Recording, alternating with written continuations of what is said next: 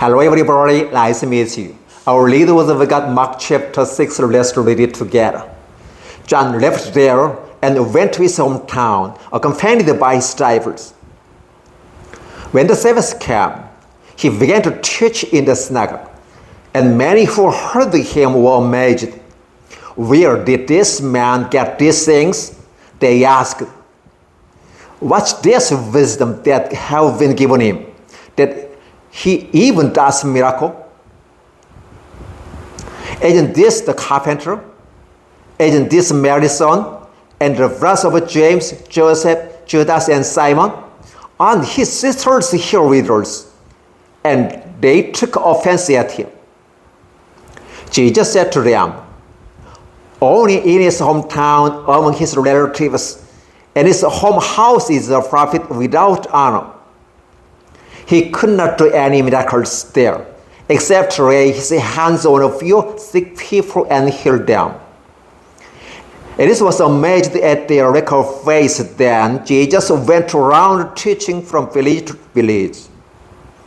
Calling the 12 to him, he sent them out two by two and gave them authority over evil spirits. These were his instructions. Take nothing for the journey except a staff, no bread, no bag, no money in your belts. Wear sandals but no any extra tunic. Whenever you enter a house, stay there until you leave that town. And if any place will not welcome you or listen to you, shake the dust off your feet when you leave as a testimony against them. They went out and preached that people should repent. They drove out many demons and anointed many sick people with oil and healed them. King Herod heard about this, for Jesus' name had become well known. Some were saying, John the Baptist has been raised from the dead, and that is why miraculous power are at work in him. Others said, he is Elijah, and still others claimed he's a prophet, like one of the prophets of long ago. But when Herod heard this, he said, John, the man I beheaded, has been raised from the dead. For Herod himself had given order to have John arrested, and he had him bound and put in prison. He did this because of Herodias, his brother Philip's wife, whom he had married. For John had been saying to Herod, it is not lawful for you to have your brother's wife. So Herodias lodged a grudge against John and wanted to kill him, but she was not able to. Because Herod feared John and protected him, knowing him to be a righteous and holy man. When Herod heard John, he was greatly puzzled, yet he liked to listen to him. Finally, the opportune time came. On his birthday, Herod gave a banquet for his high official and military commanders and the leading men of Galilee. When the daughter of Herodias came in and danced, she pleased Herod and his dinner guests. The king said to the girl, ask me for anything you want, I will give it to you. And he promised her with an oath, whatever you ask, I will give you, up to half my kingdom. She went out and said to her mother, what should I ask for? The head of John the Baptist, she answered. At once the girl hurried into the king with the banquet. I want you to give me right now the head of John the Baptist on a platter. The king was greatly distressed, but because of his oath and his dinner guests, he did not want to refuse her. So immediately sent to executioner with orders to bring John's head. The man went, beheaded John in the prison. and brought back his hat on a plate. He presented it to the girl, and she gave it to her mother. On hearing of this, John's disciples came and took his body and laid it in a tomb. The apostles gathered around Jesus and reported to him all they had done, all taught. Then because so many people were coming and going that they did not even have a chance to eat, he said to them, "Come with me by yourselves to a quiet place and get some rest." So they went away by themselves in a boat to a solitary place. But many who saw them leaving recognized them and ran on foot from all the towns and got there ahead of them.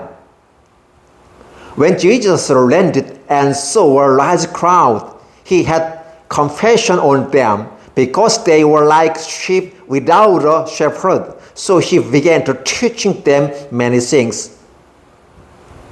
By this time it was late in the day, so his disciples came to him. "This is the remote place," they said, "and it's already very late. Send the people away so they can go to the surrounding countryside and village and buy themselves something to eat." But he answered, "You give them something to eat." They said to him, "That would take 8 months of man's wage. Are we to go and spend that much on bread or give it to them to eat?" "How many loaves do you have?" he asked her. "Go and see." When they found out, they said, 5 and 2 fish. Then Jesus directed them to have all the people sit down in groups on the green grass. So they sat down in groups of 150s.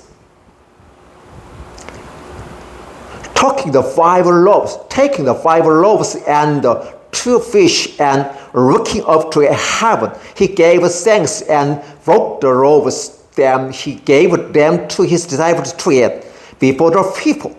He also divided the 2 fish among them all. They all ate and were satisfied.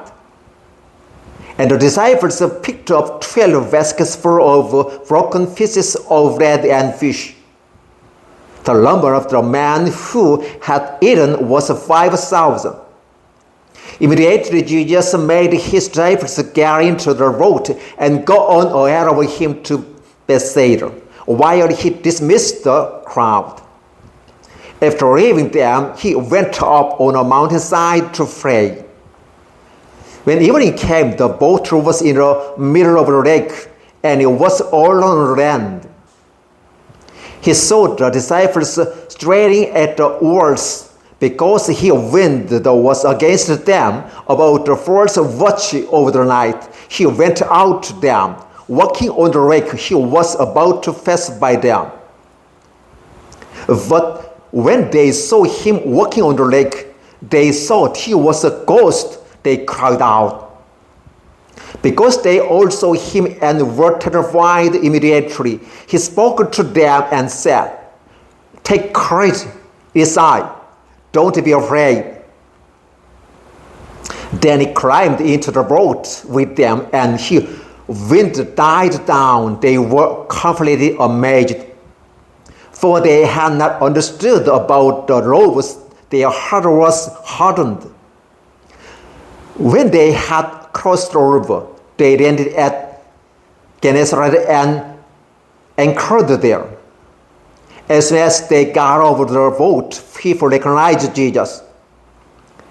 They ran throughout that whole lane and carried the sick on the mats to wherever they heard he was.